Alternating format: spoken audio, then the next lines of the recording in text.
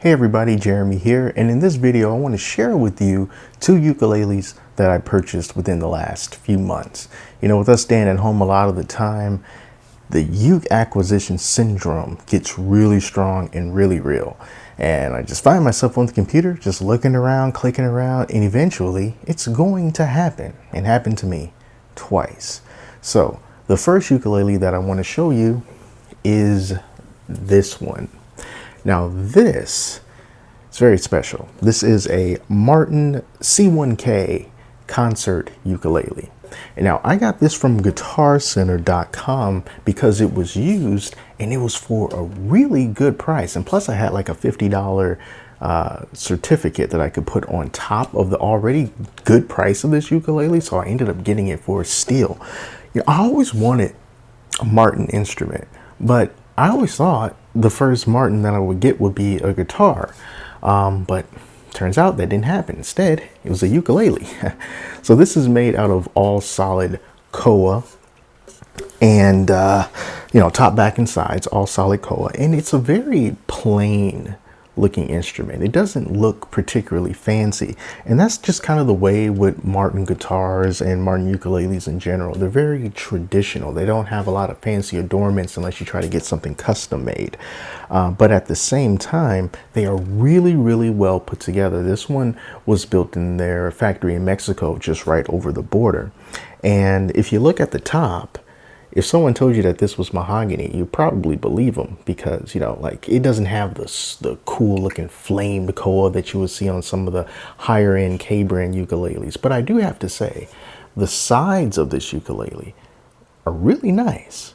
I think that has a really nice pattern and a sheen to it on the sides. And the back is almost just as plain as the front. So the sides are the star of this ukulele. And it's in really good shape. And the only thing is, I saw there was some cobwebs inside here. So I guess someone hadn't played it for a good while.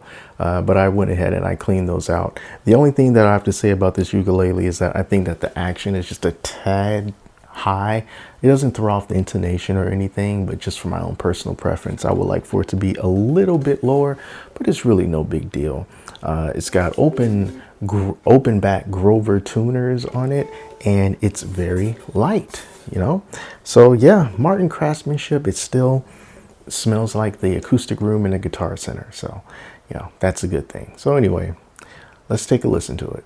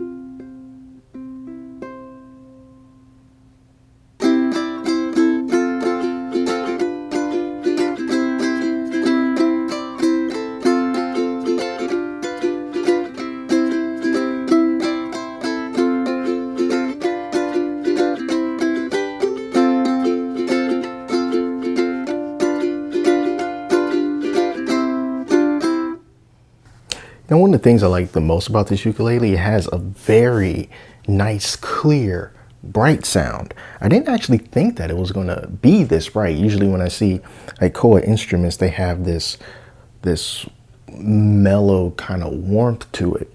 And this one, it just rings, it just sings, and it's very light. And of course it's a Martin, so it's very well put together, and I think it's good. Like I said, I thought the action was a little tiny bit too high, but it's no big deal. I am nitpicking. So very glad that I can add this to my collection and put this on my wall.